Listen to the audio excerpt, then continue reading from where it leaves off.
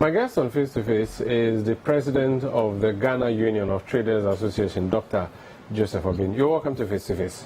Thank you so much. How are you? I'm fine. How are things looking like? The economy, I think there's a recovery happening, or you don't feel it at your end? I hope you recognize the fact that businesses have gone into serious problems, especially for the last couple of months. The last quarter of 2022 did not help businesses. Our capitals were depleted over 52% due to the effects of the exchange rate. Let's take it a bit far back to 2020 when COVID struck. COVID, Ukraine, and then the general slump in the economy. How has your members, or how have your members been faring? How has the market been affected from your perspective over the period? Yeah, I must say that we've gone through those processes, and I don't want anybody, even the government, to dwell in those periods because it has become the new norm. We've gone past the challenges of the COVID era, and then we've come to this stage.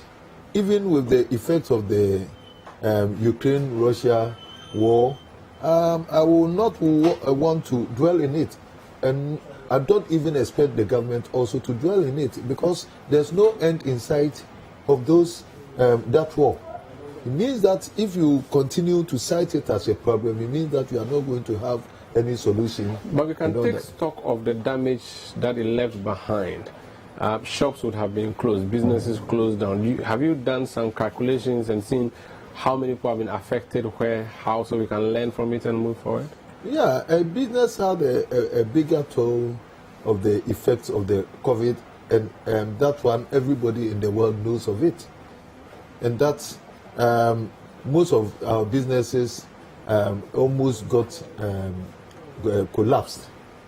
But that's why I'm also saying that we've come this far, and that we're expecting that after the effects of the COVID would have moved up, and we are still not having any problem, any solution, because we are having serious problems and challenges in our economy itself. And so the problem have persisted even from the times of COVID right through to 2021, where most taxes were introduced again because they wanted to salvage the effect of the COVID and all that. Business have not seen any improvement since the 2020, because after that time, new taxes have been introduced on the way to solve to salvage the economy, and we have not seen the way till the IMF.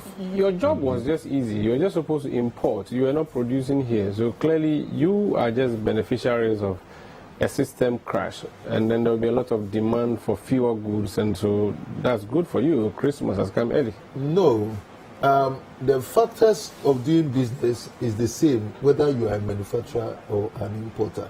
Don't forget that there's a thin line between manufacturing and importation in this part of the world, because about 90% of the components or input of manufacturing are all imported. So there's a real thin line. So even those who are manufacturing are importing? Exactly. Indirectly. They import about 90%. So it's very important unless we become self-sufficient. But in any case, we patronize the little that is produced here because the manufacturers do not have the shops. We patronize those goods and bring the shortfall of demand to make the country whole. Otherwise, we will always be in need.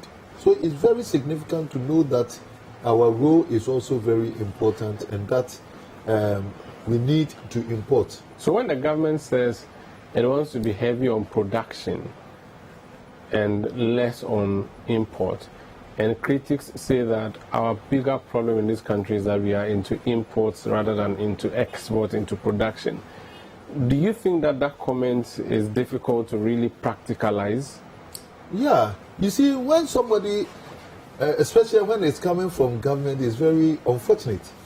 Because it's not for me to ensure that we have enabling environment to enhance on our agriculture or local productivity of the goods that we have comparative advantage. The enabling environment should be created.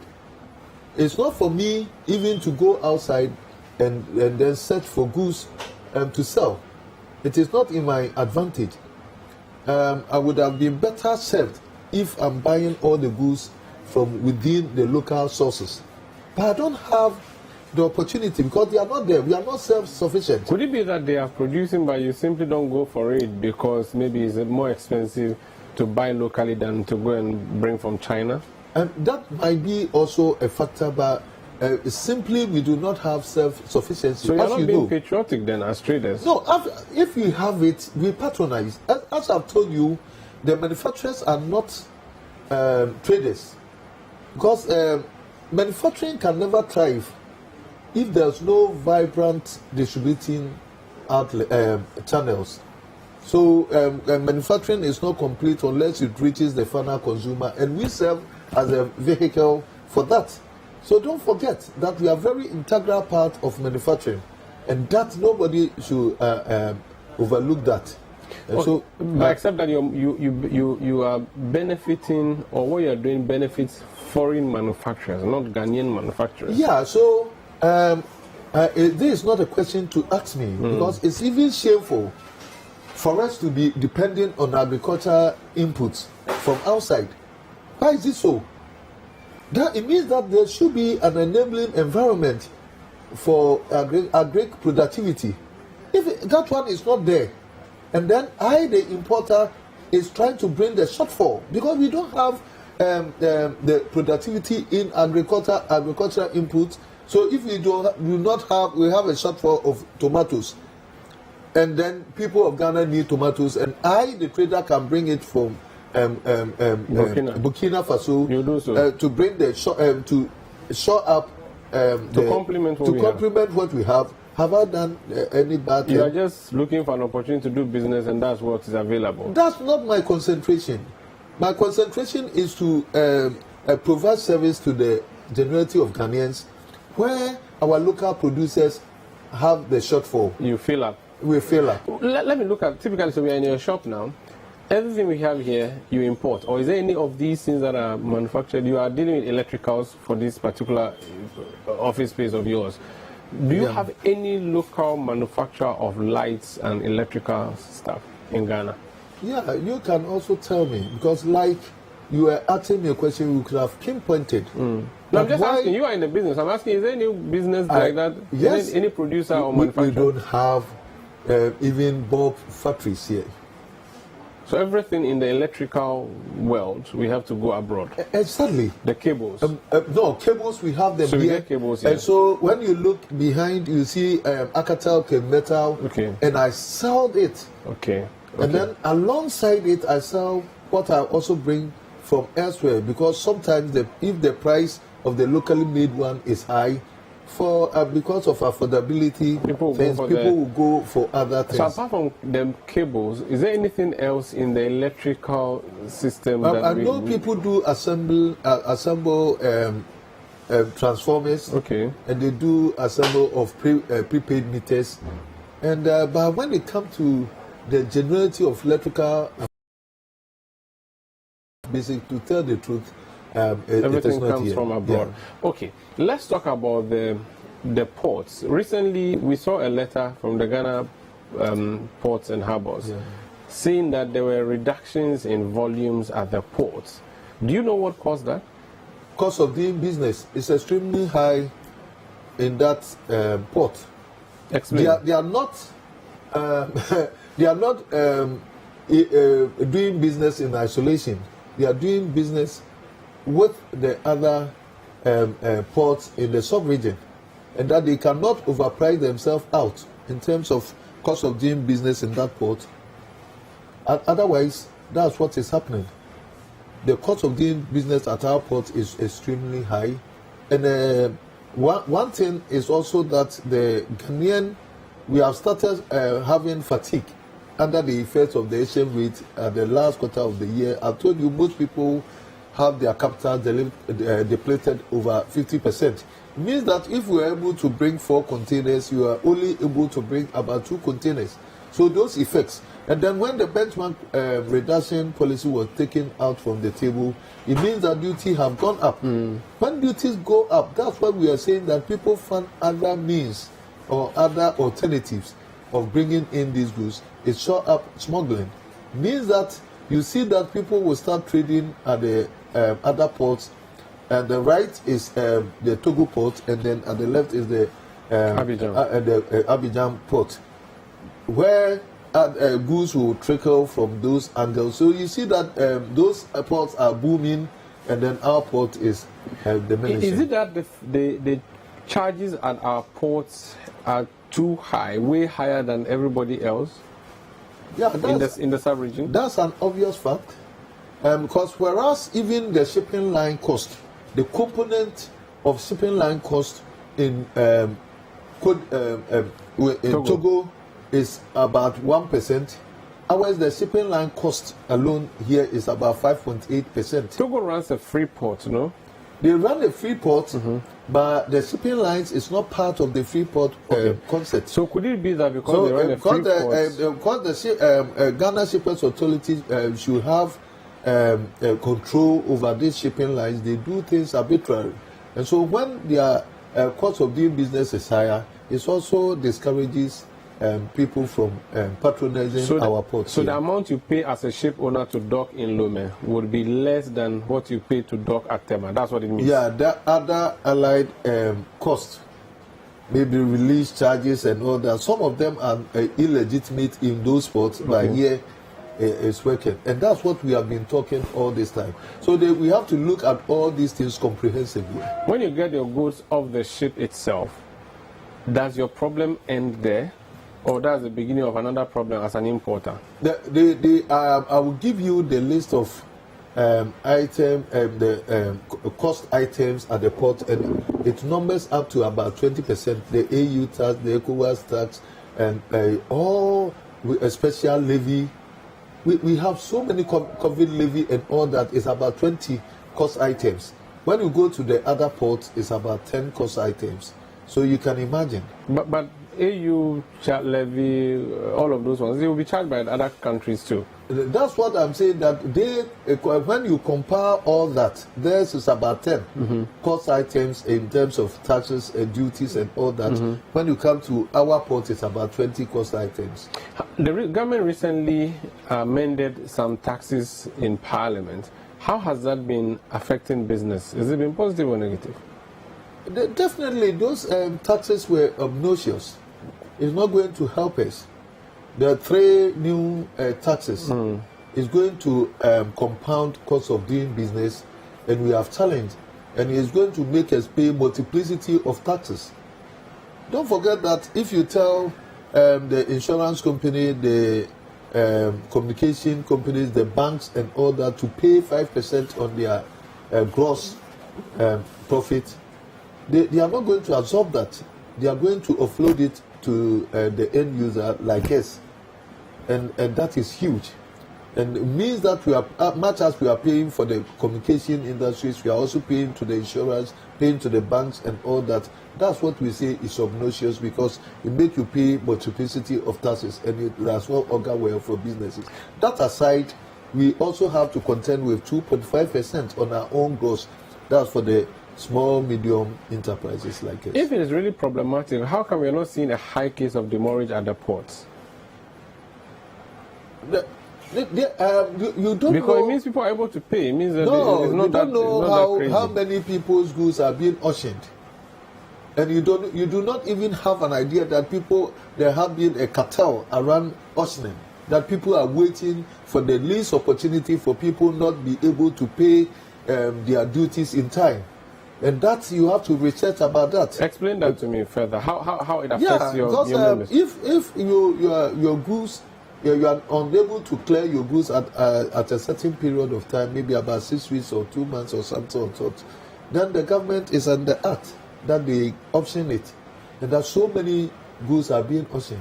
But when you say a cartel, it means it's a cartel because there are some people who are there, who are like vultures, hyenas, and all that, who are waiting for that opportunity because the goods will be auctioned to them. It's a system. That's what I call cartel, because it's not sold to the person, the victim. It is sold to these people. I thought the auctioning is done by the Ghana Revenue Authority, so that is very transparent, isn't it? Yeah, but there are some people who buy these things, and it's an open secret. I don't have to overdraw in that. Okay, but because everybody knows that. So it's not government sanctioned, or government doesn't know about no, it? No. That I'm saying cartel. It's a private cartel group means of that people are taking undue advantage. They have the connections where these goods will be auctioned to them. It's not auctioned to the person, the buyer of the goods itself. It means that we have to revise the auctioning system so that the buyer will be the first person to be offered these goods, so that you can. But that would also mean the person is beating the system. If you are supposed to pay 50,000 and you say you don't have that much, and they go and auction it and you have to pay 30,000. But if you are supposed to pay 100,000 and it's auctioned to somebody 10,000, it doesn't make sense. Yeah, but you give the person the opportunity to go and mobilize, or you can even stagger the payment, because the inability to pay is what is crippling this person. So instead of selling to somebody at a ridiculously low amount, you can stagger even the payment for. That's why we say that it can be revised, the auctioning laws in this country. So if you had your way, we shouldn't be doing the auctioning the way we do it now. Yeah, we can revise it and then make it more meaningful for government even to get its worth of money, because most of the times we sell it and the prices that we sell is as good as nothing, because nothing actually come in. If you sell a whole 40-footer container for about 5,000 to somebody for some cronies and all that, then you haven't done anything. But if you don't also let that happen, the traders will then bring it and watch it. The mortgage catches the container. They decide to go behind the scenes and then buy it again. And then those things are not deliberate. Nobody will bring goods maybe worth 100,000, and then because sometimes if you know the processes of bringing goods to the port, you have to pay deposit for the goods to be made. And then maybe 30%, and then when the goods are ready, you pay 70%, and then the document is given to you. So maybe after mobilizing the 70%, you are a bit challenged, so the duty have to be paid, and you have to go mobilize the money, and then the next moment you see the goods is being auctioned. So you brought goods about who would deliberately bring goods $100,000, $50,000, and say that I'm not able to pay maybe the duty for this huge amount to go. No, sometimes it's the circumstances. Are there instances where you bring goods in, you are told that this is how much you're supposed to pay in duty, and by the time you mobilize and bring your money, the figure has gone up? Does that happen? Or it happens all the time, because what would have caused a change? Because the exchange rate, the customs uses the Bank of Ghana rate, and that is weekly. And so, for instance, if a duty has been worked for you to pay the previous week, you are not able to get, and then maybe 2-3 weeks time you have to pay, then it means that they have to calculate the difference if the exchange rates have been changed. So you have to pay the difference. Let's talk about vehicles. The government has been trumpeting assembly plans that it has, and that we are now producing cars in Ghana. And yet we are still seeing the importation of cars, and people are paying so much. It's very difficult these days to import cars. What is the problem there? What's happening with the car industry or the automobile industry at the ports?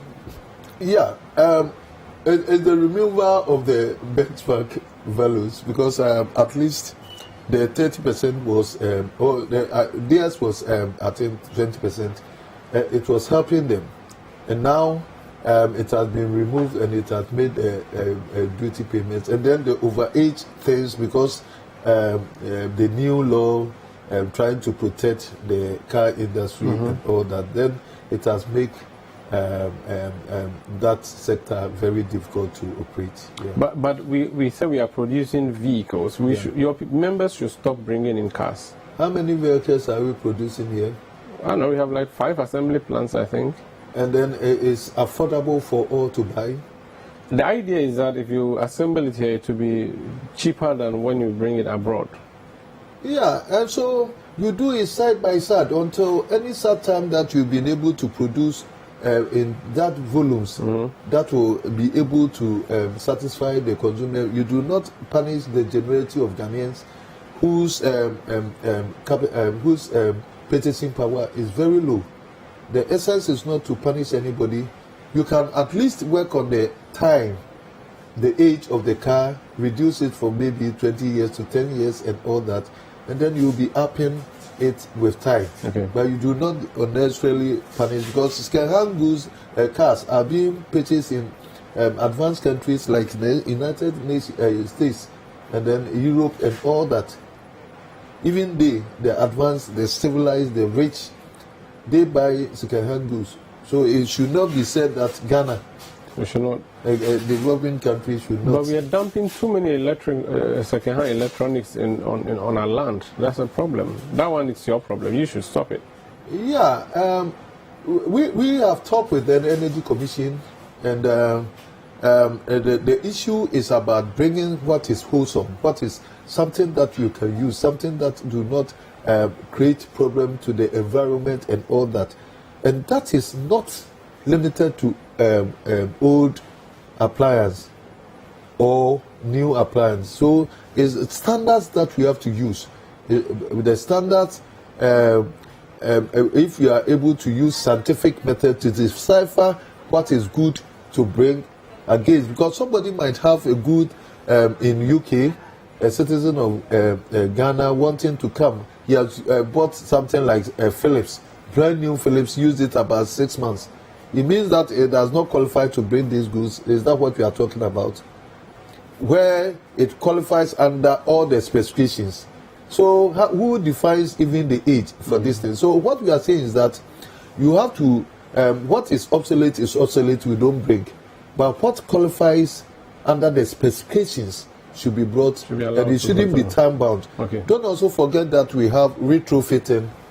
Akosomo is a very old electronic this thing, dam, and is so many years away, but it was retrofitted and it became new. That's what electrical components are. Okay. So sometimes you change what is inside and it become new, and so that's what we have to use scientific ways to deal with that, to decipher what is wholesome for use and what is not good for use, to allow it, rather than the age. It doesn't make sense. This is Face to Face on City TV. My name is Umar Sandamado. My guest is Dr. Joseph Obeng. He's president of the Ghana Union of Traders Association, GUTA. When we come back, we'll talk about the IMF deal. How is GUTA going to benefit, or how are Ghanaian traders going to benefit, and why are they not reducing the prices of goods in the markets? Please stay. If you're a whiz kid that collects straight A's in your sleep, a brainy brains that aces quizzes without even trying, or a clever clogs that knows just about everything, then there's one more battle you have to win: the Literacy Challenge. The nationwide search for the best junior high student is on. Think it could be you going home with 10,000 Ghana cedis and a glitzy trophy? Then, in not less than 600 words, write a story that ends with the following statement: the happiest people do not have the best of everything, they make the best of everything they have. Stories should be written in your own handwriting, with the deadline of Saturday, the 15th of July 2023 in mind. Submissions must include an endorsement by a parent or guardian and their full contact details. And once you're done, shoot off your entries to the front desk of City TV or City FM. Or you can send entries to PO Box GP 14123 Accra Central. For more inquiries, call 0558 973 973. The Literacy Challenge 2023 is powered by City TV, supported by City FM, and is sponsored by Ghana National Gas Company.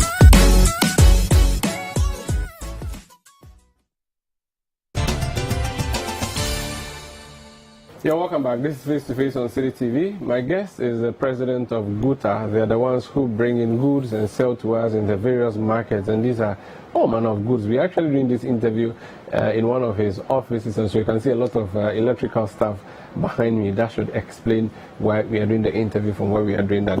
Dr. Obeng, IMF, Sikanaba, how are your members responding to this big news? It's almost like the reprieve that we've all been waiting for has come, at least at the government level. What is your own perspective to the IMF deal?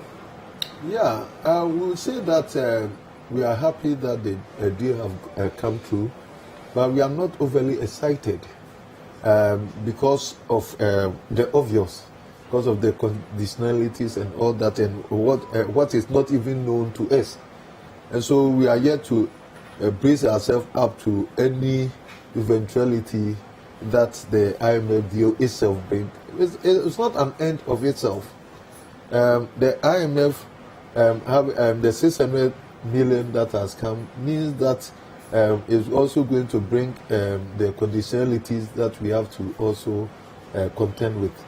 And then we are waiting for government or a talk with government to see if they can bring some mitigating factors that can measures that can also deal with these conditionalities. Otherwise, businesses will collapse under the IMF program itself. And then I don't think that is the essence, the reason why the IMF deal is being signed. The IMF program, the austerity would affect individuals directly. How does it affect businesses? How would your business, for instance, be affected because there's an IMF program? No. Well, what our business is going to be affected positively for now. If you have seen even the speculation around the 600 million and all that, it has actually brought the CD is the best performer. Yeah, it has given it some strength and all that, and that's all that businesses seek. Business seek stability, and we seek that the IMF deal bring confidence and credibility. There are so many, apart from the fact that it's bringing this fiscal money and all that, the credibility alone that the IMF is bringing, you cannot put value on it. Because most of us, if even you are going to open an LC, the intermediary banks, most people have overlooked this. Most of the intermediary banks were not confirming Ghanaian, the LCs coming from Ghanaian banks. And that alone was a big challenge, because there was lack of confidence or credibility in the system. With the coming of the IMF program, the deal having been cranked, this confidence is going to come back. And for me as a businessman, it's very valuable. In terms of if I'm going to open this LC and now I can get this confirmation from this. And so the advantages are varying. Apart from the fiscal card that was coming, the confidence alone.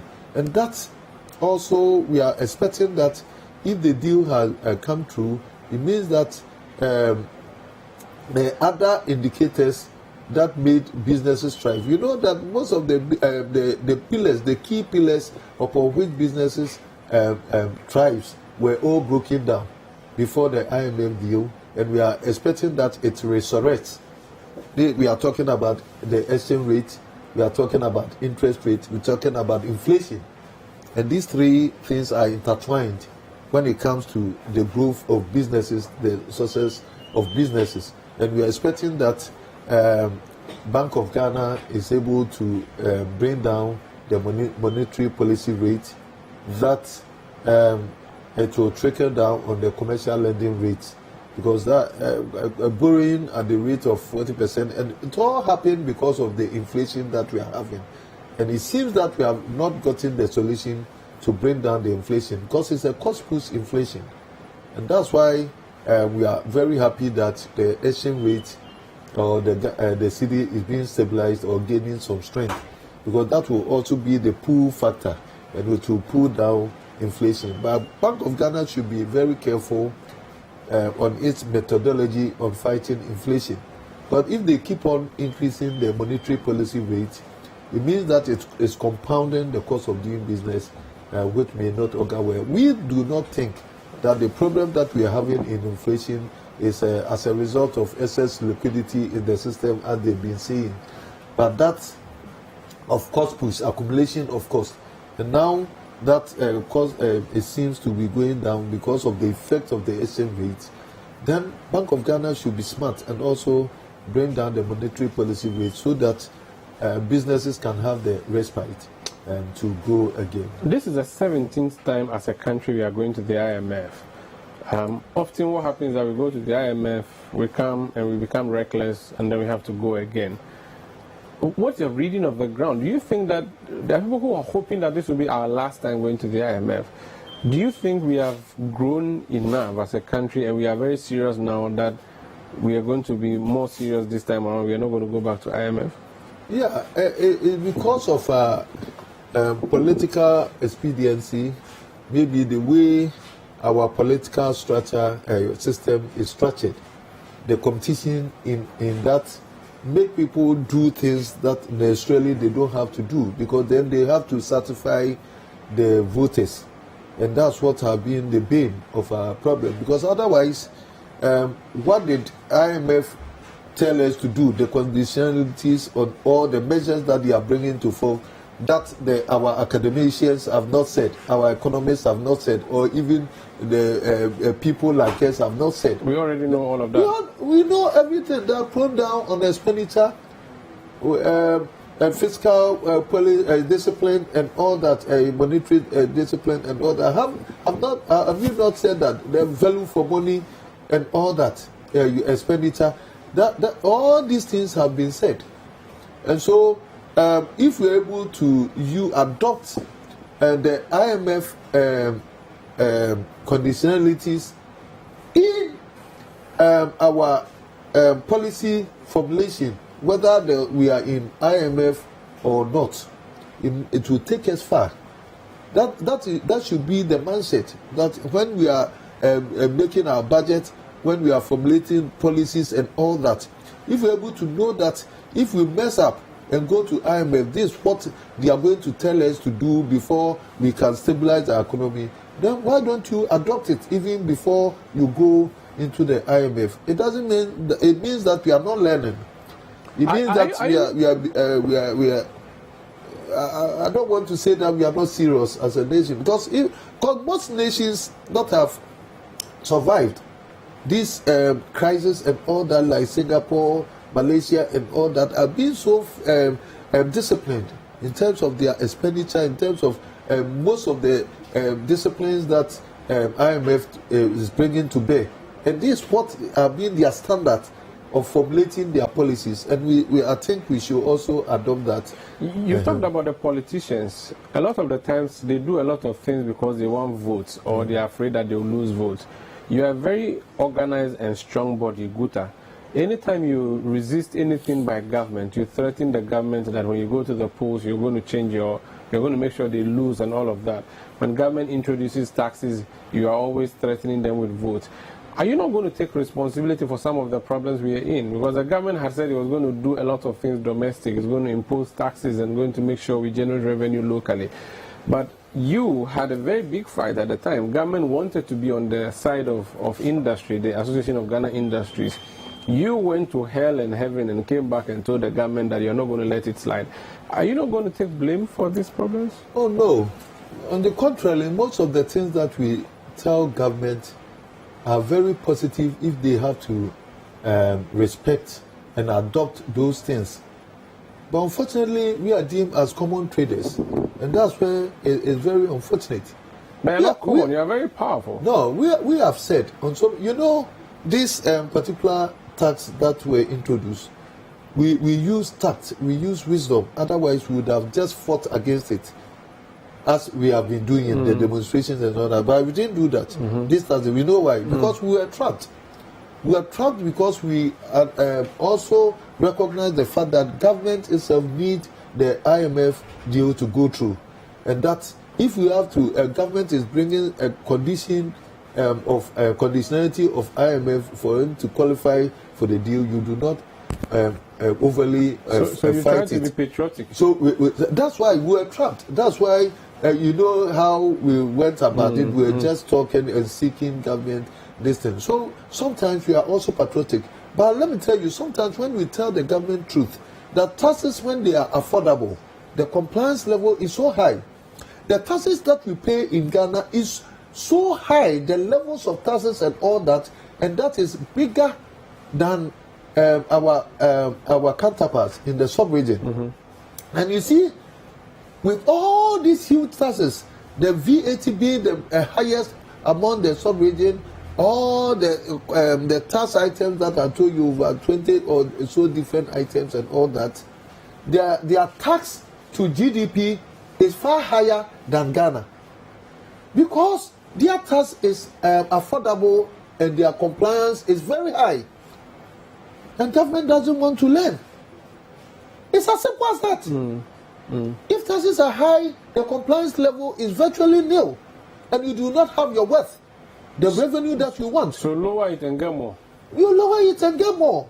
And so we should go and find out why the tax to GDP in these neighboring countries are higher than us, and compare the taxes that we call. Now we keep on compiling, and just a few of us are paying, while so many people are outside the tax net.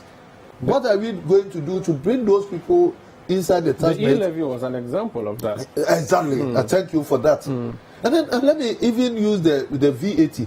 The VAT can bring us huge amount of money.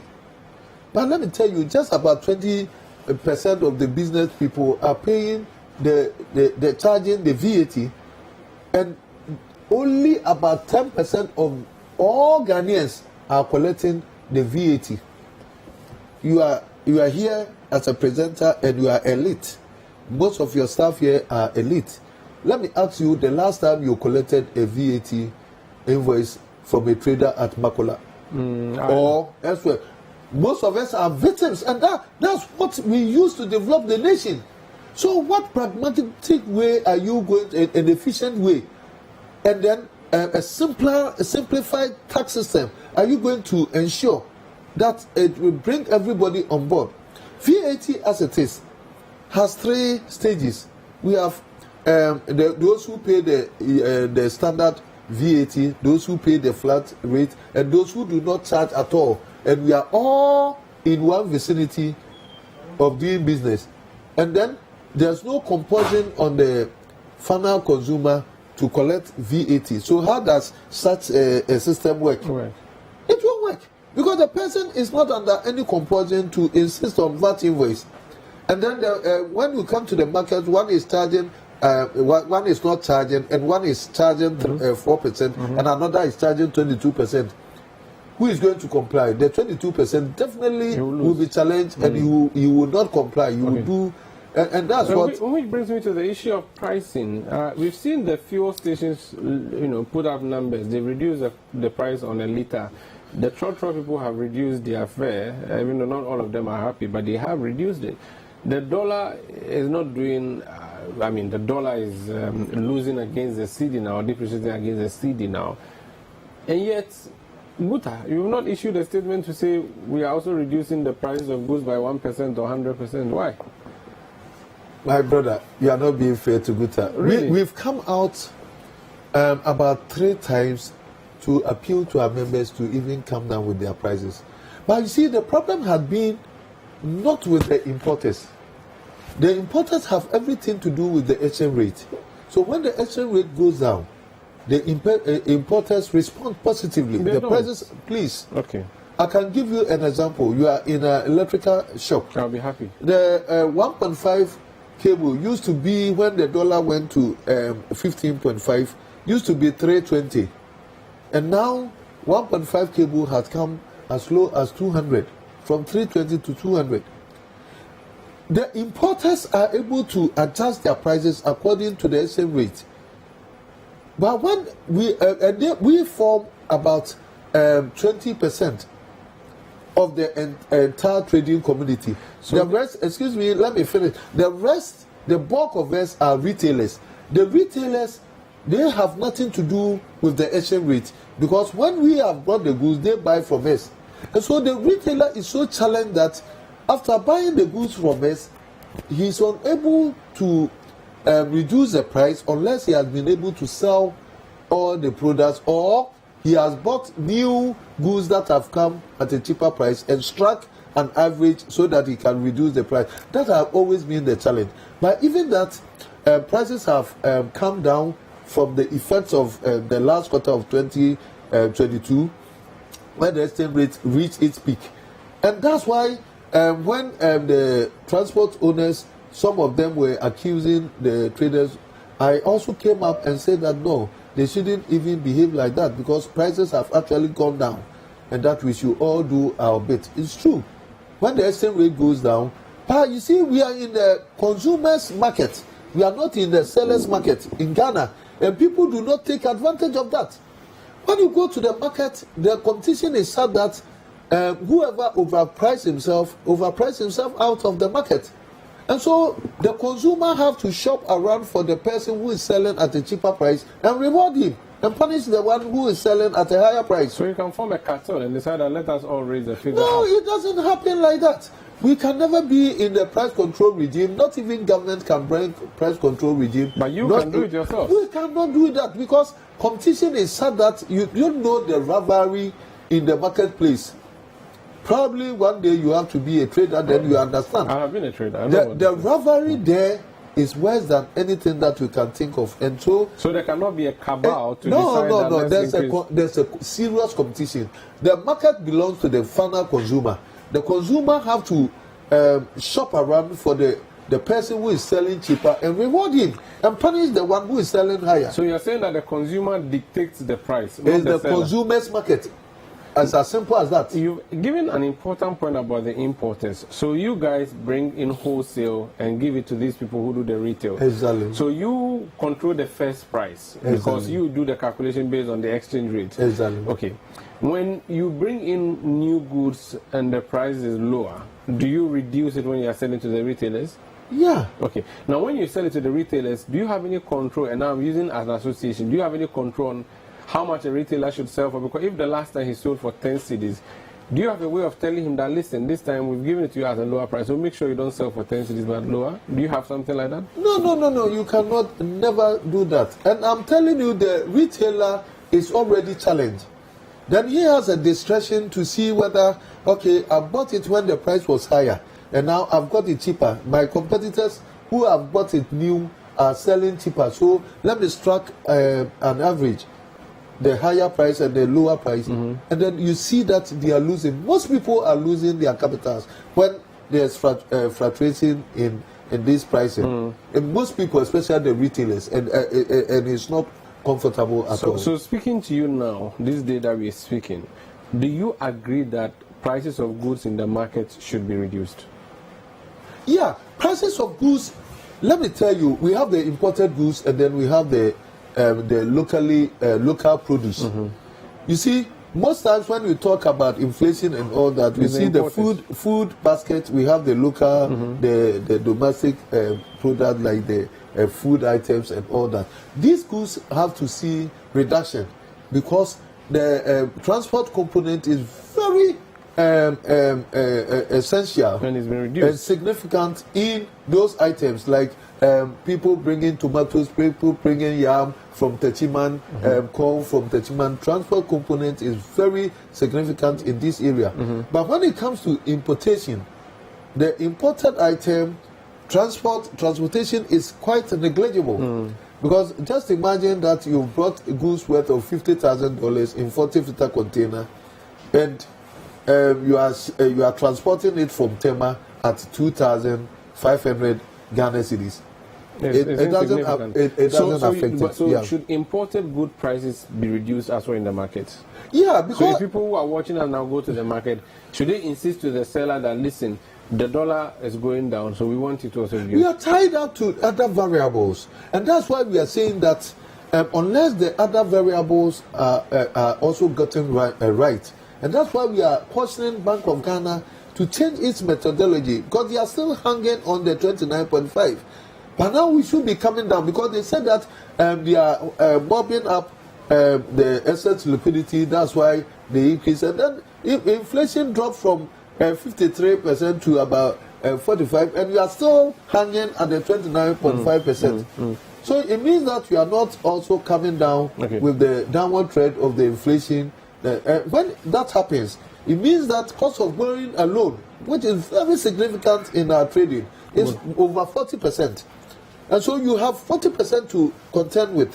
So even the exchange rate comes down, how much are you able to reduce for it to benefit the consumer? This is face-to-face on CCTV. Another variable in our markets is the presence of foreigners in retail business. It's something that GUTA has been fighting for years now.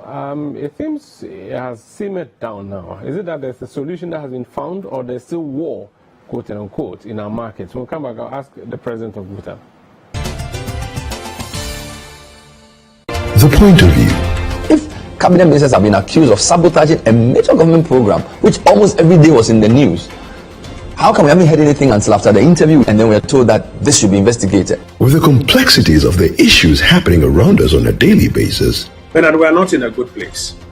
We're not in a good place because we don't have access to the international capital market. it's the hard-hitting conversations on The Point of View. MPP and the NDC have had a consensus about economic policy.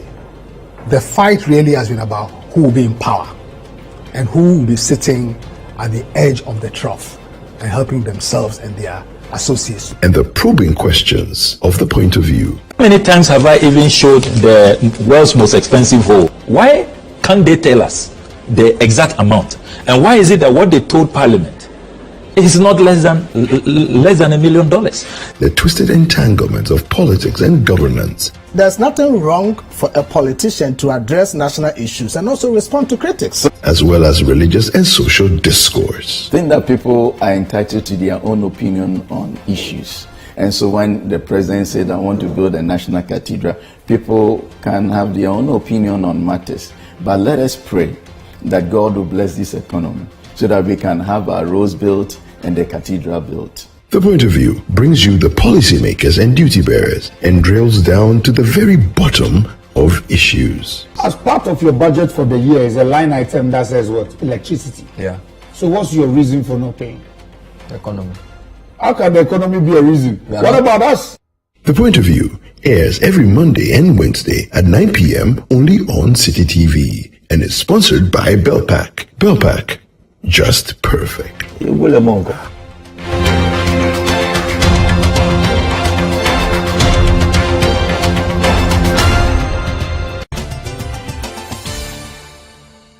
You're welcome back. This is Face to Face on City TV. My guest is Dr. Obeng. He's president of GUTA. You've made a point, a very significant one, that it is the buyer who dictates what the market price should be. Now, the buyer has gone to the market. He found Kwame selling bulbs or electrical items for 100 cedis. And then he found Ekem selling the same thing for 70 cedis. He decides to buy from Ekem, and you are complaining.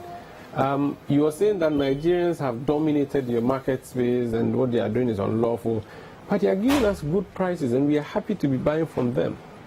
Have you fixed that problem yet? Yeah. First of all, let me let's not create the impression that our brothers from Nigeria are selling cheaper than us. We are bigger importers more than they are, and then we sell even cheaper than them. Even though most of these people even sell inferior goods, and then most of them even have the advantages of duties, because the duties that they pay in their countries is far cheaper than what we do pay here. And then when they transport their goods from the Eastern Corridor to Ghana, then they have an advantage over us.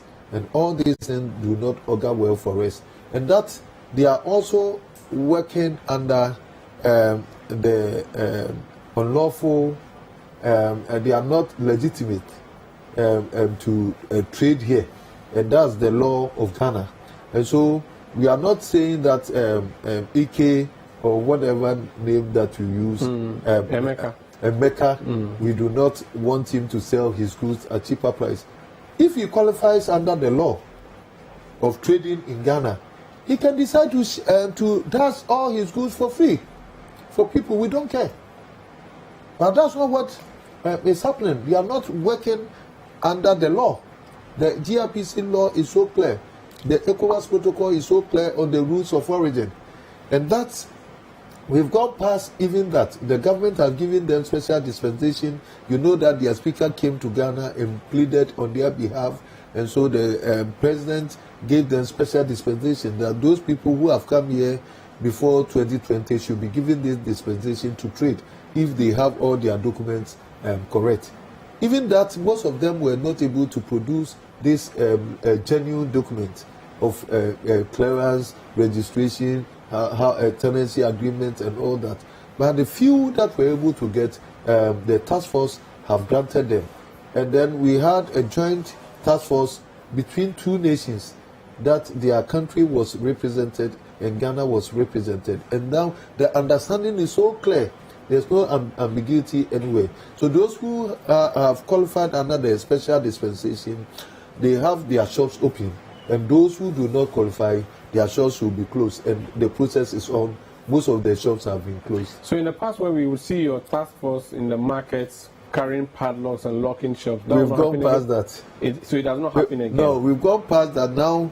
The task force that have been formed under the Ministry of Trade, the president himself set up this task force, and it's under the presidency, the interministerial task force, and that they are doing this, and we support in that case, because we don't want to bring any unnecessary confusion into the country. So if the government is doing it legitimately, I think it's better that we support them. Is Nigeria the only problem for you, or there are Lebanese and Chinese people that are competing with you and you think they are doing so unlawfully? No, our brothers from Nigeria just happen to be many.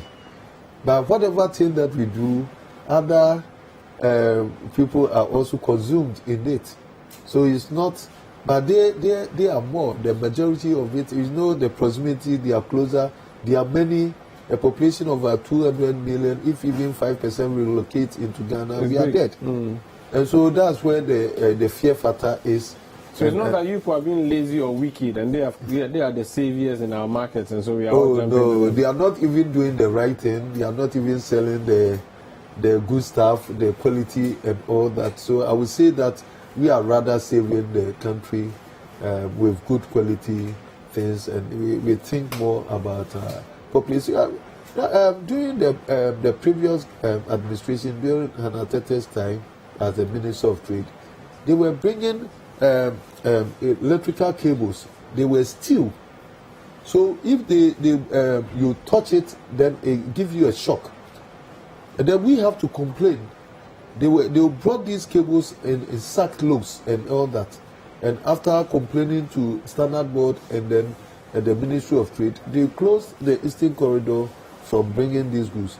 So it is not that they are selling cheaper, but they found some unorthodox means of undercutting. That your behavior at the time when you were driving them out, has it not had a ripple effect on Ghanaian traders in the sub-region too? Because we run a free, goods and services markets. Ghanaians are disciplined wherever they go. Ghanaians naturally, we are timid. You see, so by the nature, our culture and all that, when we travel, we conduct ourselves very well. And that's why you don't hear anything like that. But some other people are very overly aggressive. And they are very strong in nature. And they have their numbers.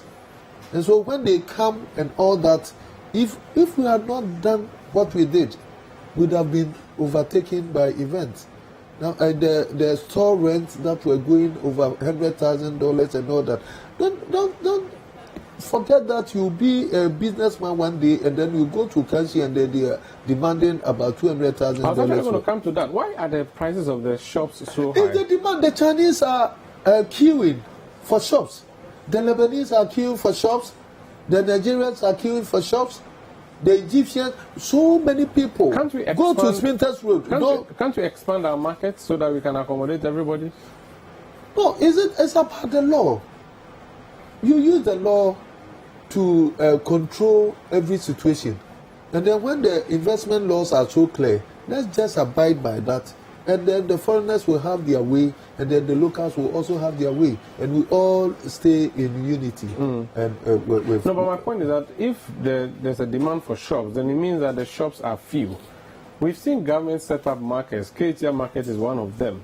No, it's about, you see, the painful thing, what they call goodwill. That we sat in a place, make Makola, our forefathers, our grandmothers have made Makola popular.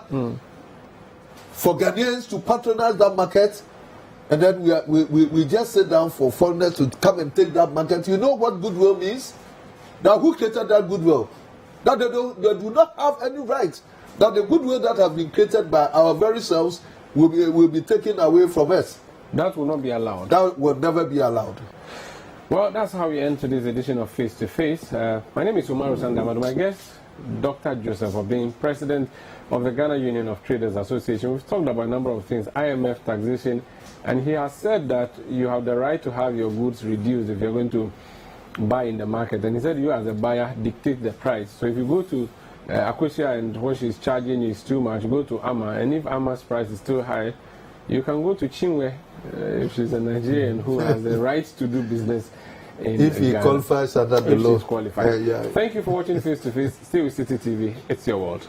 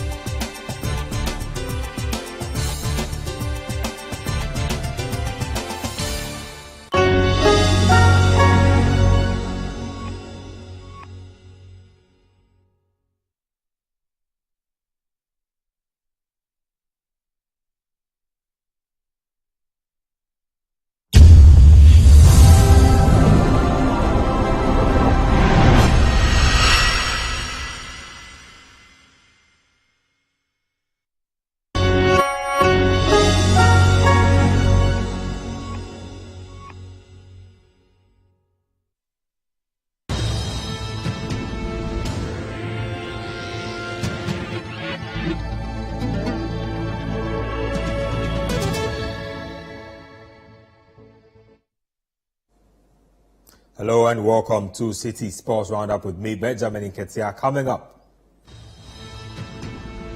Black Princesses take on Burkina Faso in semi-final of WAFU B Under-20 Girls Cup on Wednesday. Also, Black Stars head coach Chris Houghton hands debut call-up to Ernest Nuama as he announces 24-man squad for AFCON qualifiers against Madagascar next month. And Sevilla and AS Roma to face off in UEFA Europa League final on Wednesday night. Let's get to the details of our stories now. The Black Princesses will face Burkina Faso in the semi-final of the WAFU B Under-20 Girls Cup